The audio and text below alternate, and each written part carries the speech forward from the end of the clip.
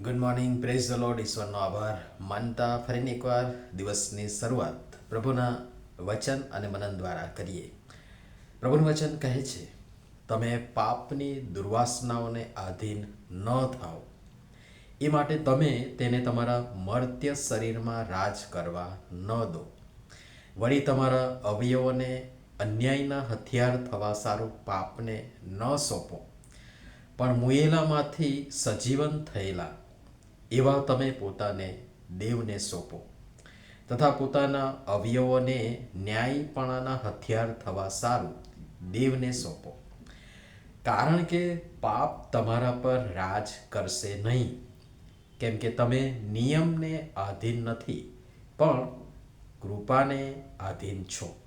રોમનોને પત્ર 6 અધ્યાય 12-14 કલમ. આજનો વિચાર. ખ્રિસ્તમાં અતિ પ્રિયવાળા મિત્રો, પ્રભુ ઈસુ ખ્રિસ્તના તારણ સાધક નામમાં આપ સર્વને સવારની પ્રેમી સલામ.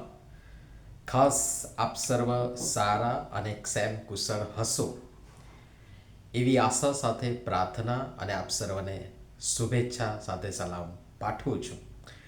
મુખ્ય બે બાબત પ્રભુના સેવક પાઉલ બહુ સ્પષ્ટ કહે છે, બહુ સ્પષ્ટ કરે છે.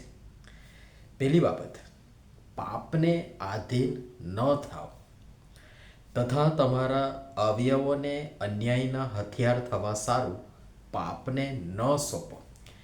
કારણ કે પાપનું પરિણામ યાકૂબનો પત્ર 1 અધ્યાયમાં બહુ સરસ કહે છે, દુર્વાસના, આકર્ષણ, પાપ ને મરણ, બધી બાબતો બહુ સરસ રીતે વર્ણન કર્યું છે. અને તેથી પહેલી બાબત, પાપને આધીન ન થાઓ, તથા તમારા અવયવોને અન્યાયના હથિયાર થવા સારું પાપને ન સોંપો. તથા બીજી બાબત, તમે પોતાને દેવને સોંપો, તથા તમારા અવયવોને ન્યાયપણાના હથિયાર થવા સારું દેવને સોંપો. આમ સીધી વાત છે, પણ જો કે થોડી અટપટી તો છે, અને સાવ ન સમજાય એવી પણ હરગીજ નથી જ.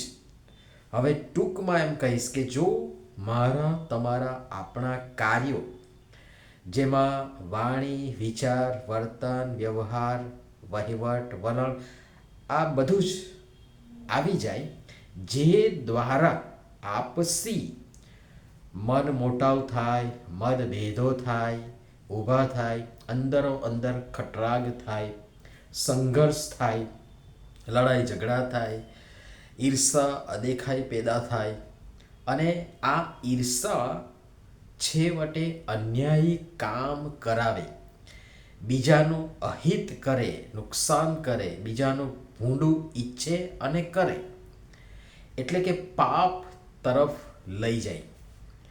તો એનો મતલબ એકદમ સ્પષ્ટ થાય છે કે તમે, આપણે હજી પાપની દુર્વાસનાને જ આધીન છીએ, અને તે હજી પણ મારા તમારા આપણા મર્ત્ય શરીરોમાં રાજ કરે છે.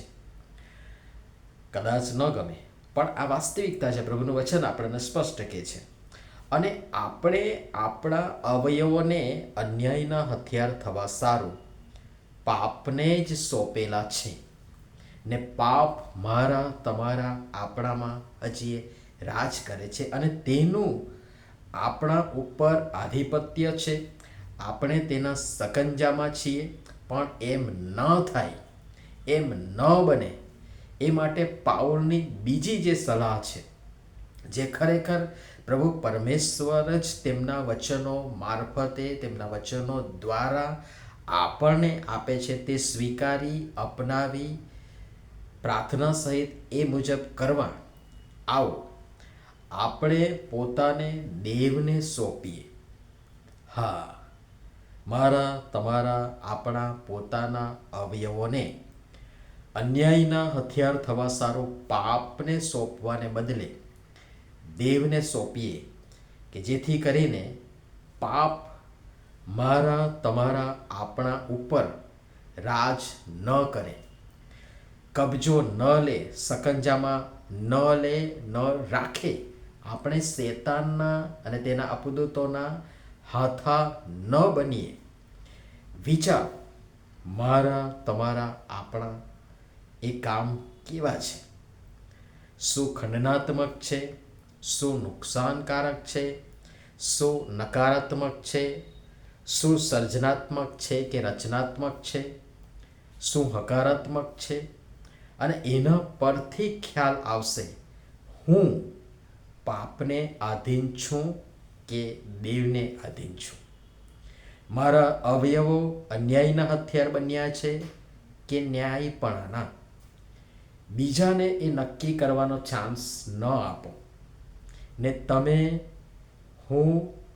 પોતે પણ એ ચાન્સ ન લઈએ, કેમ કે હું ને તમે નિયમને આધીન નથી પણ કૃપાને આધીન છીએ, દેવની કૃપાને આધીન છીએ.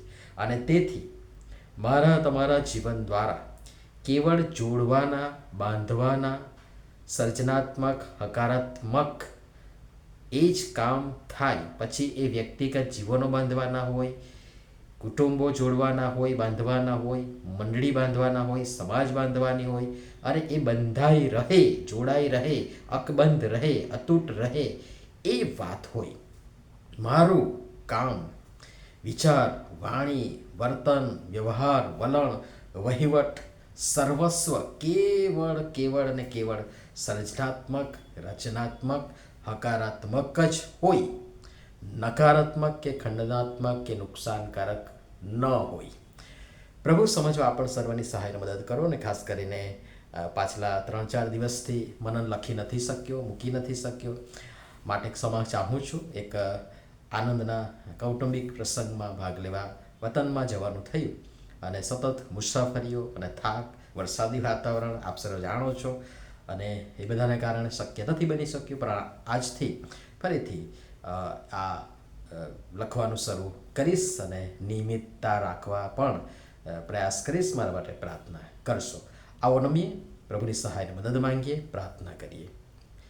પ્રેમાળ પિતા, અમને તમારા બાળકો તરીકે પાપની દુર્વાસનાઓથી મુક્ત થવા તથા અમારા અવયવોને અન્યાયના હથિયાર થવા સારું પાપને સોંપવાને બદલે તમને સોંપવા અને એમ કરીને અમે આપની કૃપાને આધીન છીએ એ પ્રદીપ્ત કરવા કૃપા કરી સર્વની તમે સહાય તથા મદદ કરો.